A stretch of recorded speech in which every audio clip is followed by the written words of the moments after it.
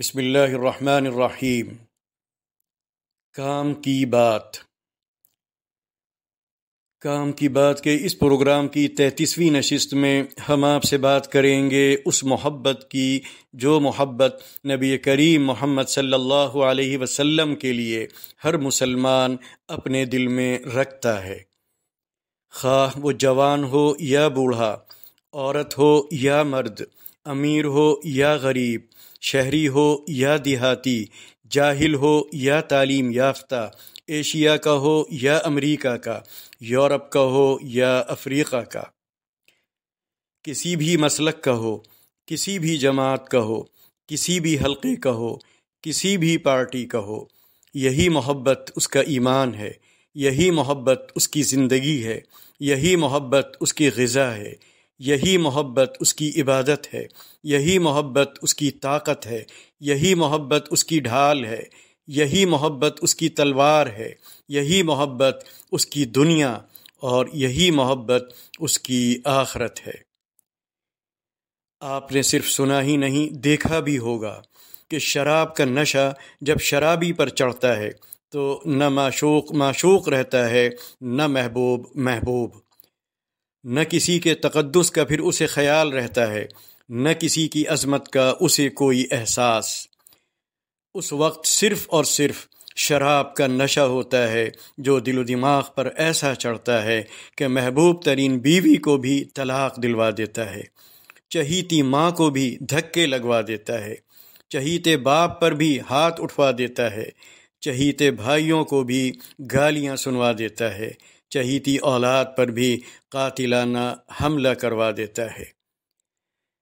لیکن شراب کے اسی نشے کی حالت میں، شراب کی ایک ناپاک محفل میں، ایک ملحد شرابی کی ناپاک زبان سے نبی پاک محمد صلی اللہ علیہ وسلم کی شان میں ایک نازیبا جملہ نکلتا ہے تو وہ نشے کی حالت میں ہوتے ہوئے بھی تڑپ جاتا ہے، اور شراب کا وہ گلاس جو ایک شرابی کو اپنی جان سے بھی زیادہ عزیز ہوتا ہے، اس ناپاک و بد زبان شخص کے سر پر کھینچ کر مار دیتا ہے، اور پھر اتنا روتا ہے کہ صبح ہو جاتی ہے۔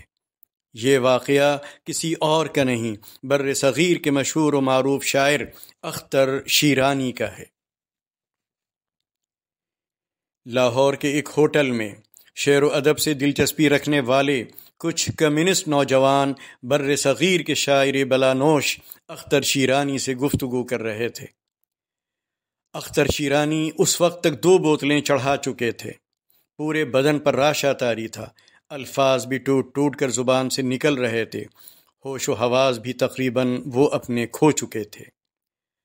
اپنی بڑائی کے احساس کے نشے میں ایسا چور تھے کہ اپنے علاوہ وہ سب کا انکار کرتے جاتے اور سب کو اپنے سے کمتر ثابت کرتے جاتے تھے۔ ایک نوجوان نے ہم عصر شعراء میں سے فیض کے بارے میں جب ان سے پوچھا تو وہ ٹال گئے، جوش کے بارے میں سوال کیا، کہا کہ وہ تو صرف ناظم ہے، علی سردار جعفری کا نام لیا، صرف مسکرا دیے، فراق کا ذکر چھیڑا، ہاں ہوں کہہ کر خاموش ہو گئے، ساحل لدھیانوی کی بات کی جو کہ سامنے ہی بیٹھے ہوئے تھے، کہا کہ ابھی انہیں مشق کی ضرورت ہے، ظہیر کاشمیری کا نام آیا، کہا کہ ہاں نام سنا ہوا ہے، احمد ندیم قاسمی کے بارے میں کہا کہ وہ تو میرا شاگرد ہے۔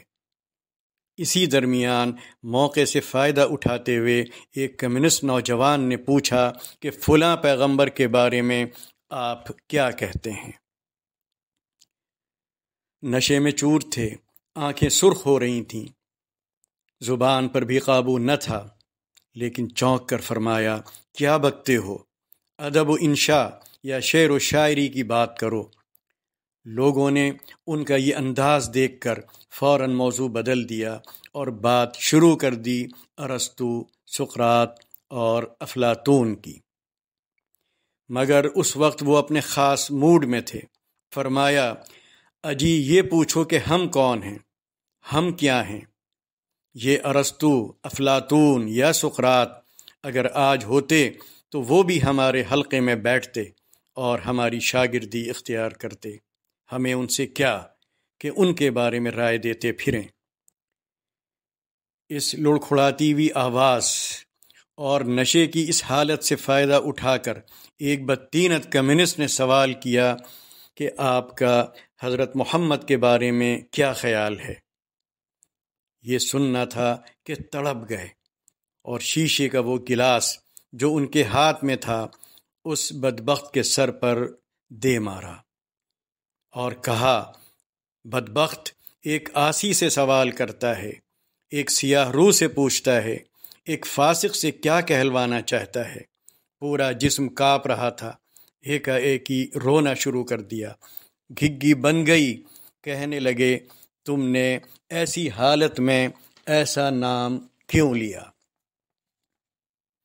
تمہیں یہ جرت کیسے ہوئی؟ تمہاری یہ ہمت کیسی پڑی؟ گستاخ، بے ادب، بد زبان، بدتمیز، باخدا دیوانہ باش و با محمد ہوشیار۔ اس سوال پر توبہ کرو۔ تمہارا خبث باطن میں سمجھتا ہوں، خود قہر و غضب کی تصویر بن گئے۔ اس نوجوان کا یہ حال تھا کہ کاٹو تو بدن میں لہو نہیں۔ اس نے بات کو موڑنا چاہا مگر اختر کہاں سنتے۔ اسے اٹھوا دیا، مجلس سے باہر نکلوا دیا، پھر خود اٹھ کر چلے گئے۔ تمام رات روتے رہے، کہتے تھے یہ لوگ اتنے نڈر ہو گئے کہ آخری سہارا بھی ہم سے چھین لینا چاہتے ہیں۔ میں گنہگار ضرور ہوں مگر یہ تو مجھے کافر بنا دینا چاہتے ہیں۔ اس محبت کو نبی پاک محمد صلی اللہ علیہ وسلم کا معجزہ ہی کہا جا سکتا ہے کہ نشے کی حالت میں بھی یہ محبت اسی طرح باقی رہتی ہے جیسے کہ ہوش و حواس کی حالت میں۔ چلتے چلتے نبی کریم صلی اللہ علیہ وسلم کا یہ ارشاد بھی سن لیجئے کہ آپ نے فرمایا، تم میں سے کوئی شخص اس وقت تک مومن نہیں ہو سکتا جب تک کہ میں اس کو اس کی اپنی جان، اس کی اپنی اولاد اور دوسرے تمام انسانوں سے زیادہ محبوب نہ ہو جاؤں۔ کام کی یہ بات اگر آپ کو کچھ کام کی لگے تو دوسروں تک ضرور پہنچائیے۔ اللہ حافظ۔